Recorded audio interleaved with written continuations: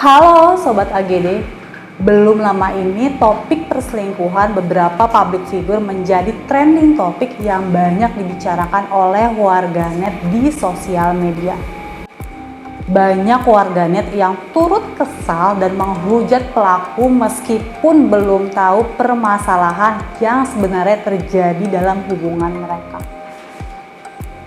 Ruang Psikologi AGD kali ini akan khusus membahas tentang mencegah perselingkuhan di tempat kerja. Tujuannya adalah agar kita semua terhindar dari drama selingkuh atau menyelingkuhi, sehingga bisa bekerja dengan amanah, produktif, nyaman, dan aman. Serta rezeki yang dibawa pulang ke rumah pun menjadi berkah untuk keluarga di rumah. Sobat AGD, selingkuh adalah pengkhianatan, perbuatan yang salah namun ternyata banyak dilakukan oleh orang. Sungguh ironis ya. Para peneliti di bidang psikologi cinta dan seksual sudah banyak mengkaji fenomena ini. Selingkuh sendiri ternyata memiliki 3 tipe. Yang pertama adalah selingkuh secara seksual. Yang kedua, selingkuh secara emosional. Dicirikan dengan kedekatan emosional dengan pasangan selingkuh, seperti misalnya saling berbagi, saling memahami, alibi persahabatan yang intens layaknya pasangan yang sah. Namun perilaku selingkuh ini dilakukan tanpa adanya hubungan seksual yang terjadi. Dan yang ketiga adalah perselingkuhan kombinasi antara seksual dan emosional. Ada penelitian psikologi lainnya yang mengatakan bahwa 60% perselingkuhan terjadi di tempat kerja.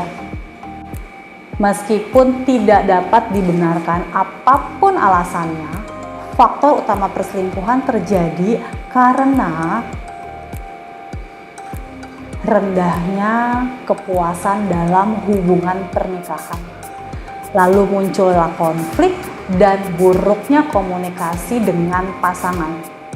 Pada titik ini sering bertemu lawan jenis yang lebih atraktif di tempat kerja. Karena sering bertemu dan terjalin interaksi inilah, maka akan muncul ketertarikan tersendiri hingga terjadi kenyamanan dan perselingkuhan tersebut.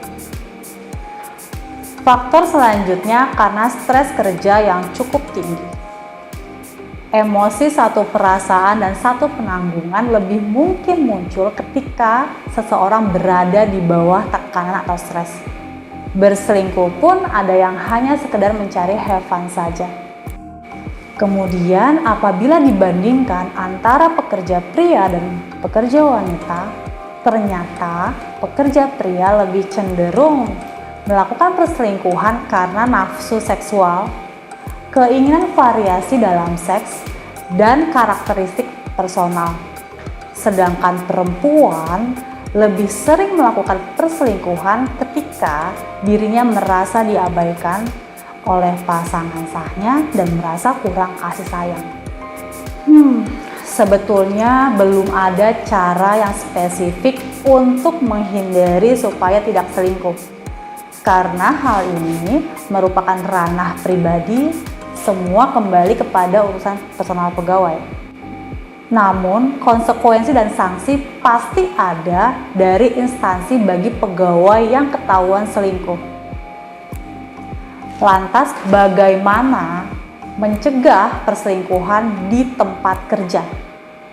Yang pertama, perlunya budaya kerja yang suportif, di mana kontrol sosial perlu ditingkatkan.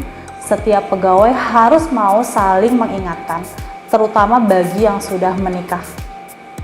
Yang kedua, membangun ikatan emosional yang harmonis dengan pasangan suami atau istri di rumah. Hal ini bisa dilakukan dengan mengembangkan komunikasi yang suportif dan romantis kepada pasangan.